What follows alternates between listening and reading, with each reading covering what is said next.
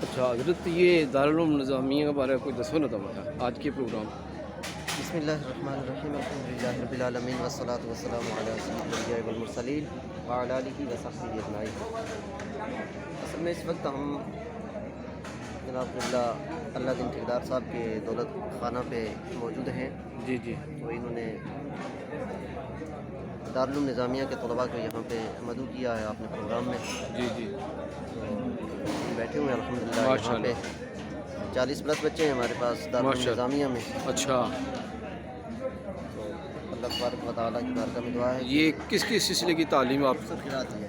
اچھا حفظ و قرات. حفظ و قرات کا ایک اعلیٰ نظام ماشاء اللہ تعالیٰ الحمدللہ یہ آپ کے ادارے میں یہاں قائم ہے. جی جی الحمدللہ. ہمارے خطۂ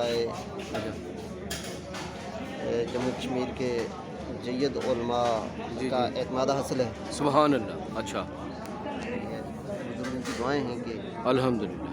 حضرت بابا نظام الدین لاروی علیہ رحمۃ رضوان اچھا کا روحانی فیض ہے ماشاء اللہ تعالیٰ. کہ اس سے الحمدللہ تربیت اور تعلیم دونوں میں الحمدللہ ماشاء اللہ. جیسے کہ نام سے ہی بڑی پیاری ایک نسبت جڑی ہوئی ہے. ویسے میں آپ سے گزارش کروں گا کہ تاکہ ہمارے جو ناظرین ہیں ان تک بھی ایک وضاحت ہو جائے کہ دارالعلوم جو نظامیہ کا آپ نے نام منتخب کیا ہے یا چنا ہے یہ کس نسبت سے چنا ہوا ہے جنہیں؟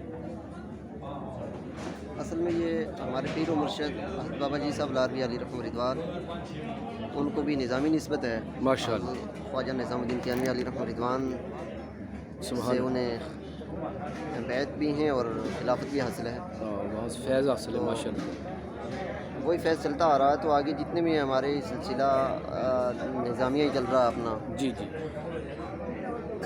تو حضرت بابا جی عجیبہ صاحب نظام الدین لاروی علیہ رحمۃ رضوان ان کا نامی گرامی میں نظام الدین ہے تو وہ نظامی نسبت بھی ہے. اچھا. پھر ان کے لخت جگر حضرت مولانا اسماعیل نظامی صاحب علیہ رحمۃ رضوان. اچھا. سبحان اللہ. جنہوں نے یہاں پہ کافی دین کا کام کیا اور ان کے نام کی نسبت سے اس ادارے کی اچھا تھوڑا. اچھا ہاں جی جی ماشاء اللہ. تو اس وقت کتنے بچے آپ کے یہاں پہ زیر تعلیم ہے؟ اس ٹائم بچوں کی تعداد میرے پاس 40+ ہے. ماشاء اللہ تعالیٰ. ماشاء اللہ. ہاں یہ تھوڑا ہے.